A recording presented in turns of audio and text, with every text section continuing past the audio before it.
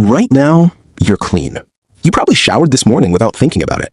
You brushed your teeth. You put on clothes that smelled like nothing, or like a chemical someone designed to smell like a meadow. And you did all of that. Now picture a medieval peasant. You already have the image. Brown teeth, matted hair, a tunic worn for a decade. Someone who has never been clean and doesn't know it, because no one around them is either. That picture is in every movie, every joke, and it's in your head right now. And it's almost entirely wrong. The story goes like this. Medieval people were filthy. They didn't understand hygiene. Bathing was thought dangerous, even sinful, and this lasted 1,000 years, until the Renaissance arrived and someone finally opened a window. Dark Ages, dirty people. And it falls apart. You don't form a guild for something, form their own guilds, with apprentices. People ate there, drank there, played music there. In some towns, an attendant walked the streets morning shouting that the water was hot. The cholera is hot. They were grim. They were social out. But Europe didn't invent this. It bought it. It borrowed it. While Rome world built something better, the hammam, the public bathhouse, the emixtric, a fixture from Cordoba to Baghdad to Damascus. Not a luxury, a civic institution, because in Islamic practice, washing wasn't just pleasant, it was required. Ritual purity was built into the religion, and the architecture followed. And they didn't stop at buildings. Physicians like Al-Razi and Ibn Sina wrote extensively on hygiene and the care of the body. European medicine studied those texts for centuries. Then there's soap. Rome had harsh soap, mostly for cloth. The soap you'd actually recognize, hard, gentle, made from olive oil and lye, was perfected in the Arab world, in Aleppo, in Nablus. Aleppo soap is still made today, the same way, and it's older than most countries. That knowledge moved into Europe through Islamic Spain, through Sicily, through the Crusades. Crusaders came home cleaner than they left.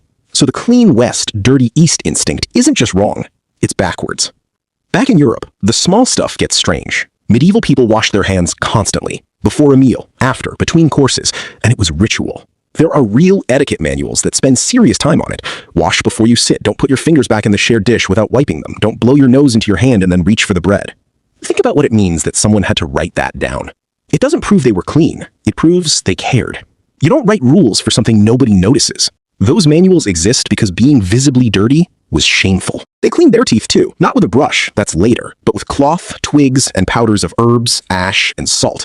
And here's the fact that annoys people. Medieval teeth are often in better shape than teeth from a few centuries later. Fewer cavities, because refined sugar hadn't arrived yet. The rotten-toothed peasant in your head was borrowed from a later century and pasted backwards. They washed their clothes too. Laundry was hard, structured work, done in rivers and washhouses with lye from wood ash. A whole profession. There's a reason laundress is a word that old. And then, the part everyone wants to know. What did they do when they had to go? In a castle or a monastery? Better than you'd think. Castles had a garderobe, a stone chamber in the wall, a bench, a hole, a long drop to a pit below. Monasteries went further, with latrines flushed by diverted streams. That's not primitive. That's plumbing. Drainage that would embarrass the towns around them for another 500 years. And there's a detail hiding in the word. Garderobe means, roughly, guard the robes. People hung their clothes in there on purpose, because the ammonia killed the moths. They used the toilet as a wardrobe. And it worked. For an ordinary townsperson, it was worse. You had a chamber pot. You emptied it into a cesspit if you were lucky, into the street if you weren't. Cities passed laws about this. That's how we know it happened. You don't ban what isn't a problem. There were men paid to empty cesspits at night. In England, they were called gong farmers. They worked in the dark, were paid extremely well, and almost no one would do it. And I'll be honest, because this is where the myth gets its teeth, medieval cities did stink. But not from indifference, from thousands of people suddenly living on top of each other with no sewers, no germ theory, and no idea the well and the cesspit shouldn't be neighbors. That's not a hygiene failure. It's an engineering failure. The intention was there, the infrastructure wasn't. So if they had bathhouses, soap, hand washing, and waste laws, where did the filth story come from? Here's where it flips. The filth is real. It just belongs to a different time than you think. Medieval bathhouse culture collapsed, and not because anyone forgot how to wash. First came the plague. When the Black Death tore through Europe, physicians decided hot water opened the pores and let sickness in. Bathing wasn't just useless, it was how you died. Then came the moralists. Bathhouses were mixed, social, full of naked people, and they gained a reputation as places of vice. Cities shut them down. And so, across the 15th, 16th, and 17th centuries, Europe decided that washing in water was a health risk. The wealthy stopped bathing and changed their linen shirts instead, believing clean cloth pulled the dirt from the skin. Perfume covered the rest. Read that again? The unwashed European you're picturing isn't a peasant.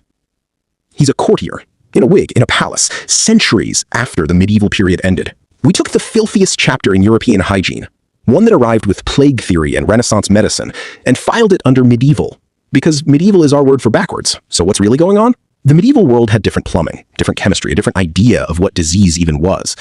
But it had the same instinct you have, and that instinct is old. Being clean was never only about health. For almost all of history, nobody understood germs. It was about being seen as clean, about not being the person others step away from, about belonging. That's why the manuals exist. That's why the bathhouses were social. That's why shame did the enforcing, long before science did. And it still does. You didn't shower this morning because you ran a risk assessment on bacteria. You showered because being unclean around other people is unbearable, in a way that goes deeper than anything you were taught. You inherited a feeling, and a story to go with it, that they were filthy, we are clean, and the distance between us is progress. But they weren't the dirty ones. And you're not clean because you're modern. You're clean because, like them, you cannot stand the thought of being the one who smells. Sources are linked below if you want to dig in yourself.